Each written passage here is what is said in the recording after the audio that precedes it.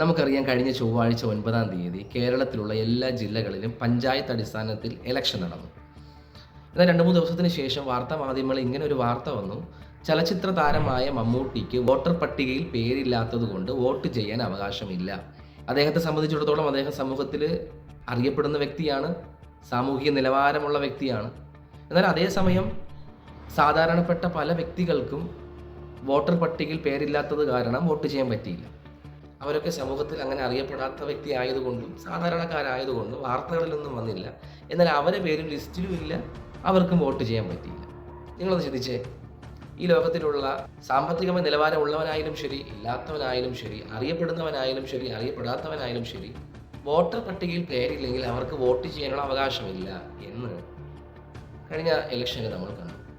എന്നാൽ നിങ്ങളൊന്ന് ചിന്തിച്ചേ, വിശുദ്ധ വേദപുസ്തകത്തിൽ വെളിപ്പാട് 20:15 ഇങ്ങനൊരു വാക്യമുണ്ട്: ജീവപുസ്തകത്തിൽ പേരെഴുതി കാണാത്ത ഏവനെയും തീപ്പൊയ്കയിൽ തള്ളിയിടും. എന്താണ് ജീവപുസ്തകമെന്ന് ഞാൻ ചുരുക്കി പറഞ്ഞു തരാം. കർത്താവ് യേശുക്രിസ്തുവിനെ രക്ഷിതാവായി സ്വീകരിച്ച് നല്ല പ്രവർത്തികൾ ചെയ്ത് ജീവിക്കുന്ന ഒരുവന്റെ പേര് ഈ ജീവപുസ്തകത്തിൽ എഴുതി ചേർക്കും.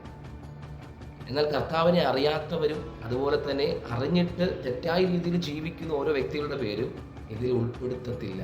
കേൾക്കുന്ന പ്രിയരെ, ജീവപുസ്തകത്തിൽ പേരെഴുതുന്നത് വലിയവനായാലും ശരി, ചെറിയവനായാലും ശരി, പണമുള്ളവനായാലും ശരി, പണമില്ലാത്തവനായാലും ശരി, കറുത്തവനായാലും ശരി, വെളുത്തവനായാലും ശരി, സാമൂഹ്യ നിലവാരമുള്ളവനായാലും ശരി, ഇല്ലാത്തവനായാലും ശരി, യേശുക്രിസ്തുവിനെ അറിഞ്ഞാൽ മാത്രമേ അവൻ്റെ പേരും ആ വ്യക്തിയുടെ പേരും ജീവപുസ്തകത്തിൽ ഉൾപ്പെടുത്തത്തുള്ളൂ.